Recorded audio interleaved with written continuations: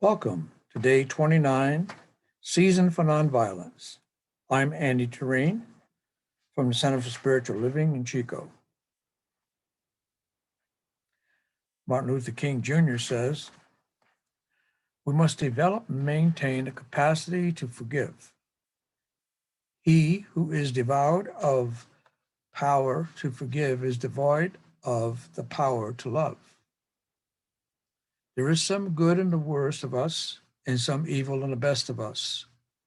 When we discover this, we are less prone to hate our enemies."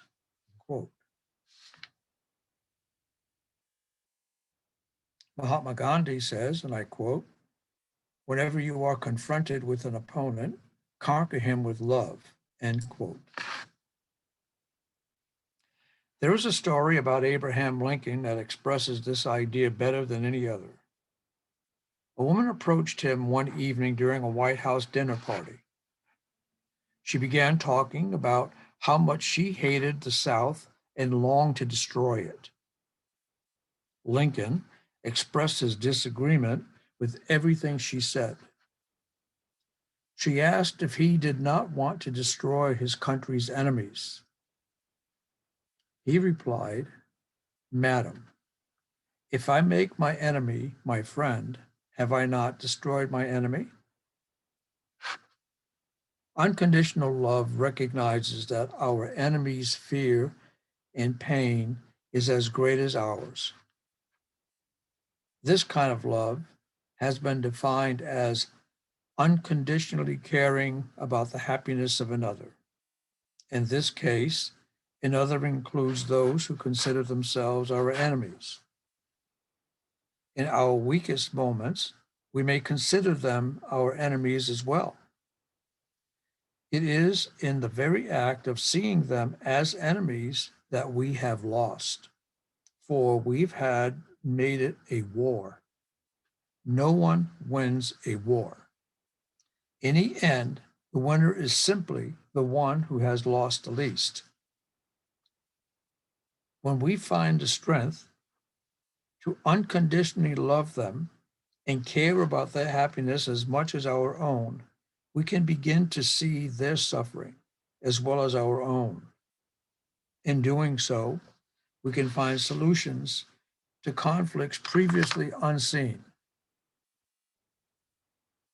An aide to Eleanor Roosevelt once said to her, of her,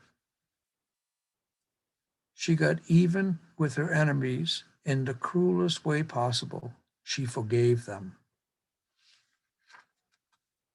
Are there those who truly cannot respond to love? Yes. There will be those among us or among our opponents who are truly incapable of responding to love.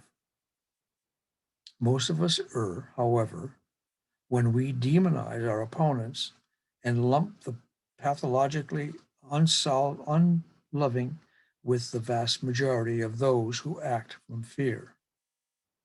When we love that majority, even in the face of its violence and hatred, we force it to confront the truth that their actions will make them everything they claim to hate and violate the very values that they claim to represent. But neither Eleanor Roosevelt nor loved as a means to revenge. They loved as a path to nonviolence and the victory of healing that always comes from nonviolence and from no other source. Our affirmative practice. Today, I will meditate on loving all my opponents. Today, I will see every conflict as an opportunity to conquer love.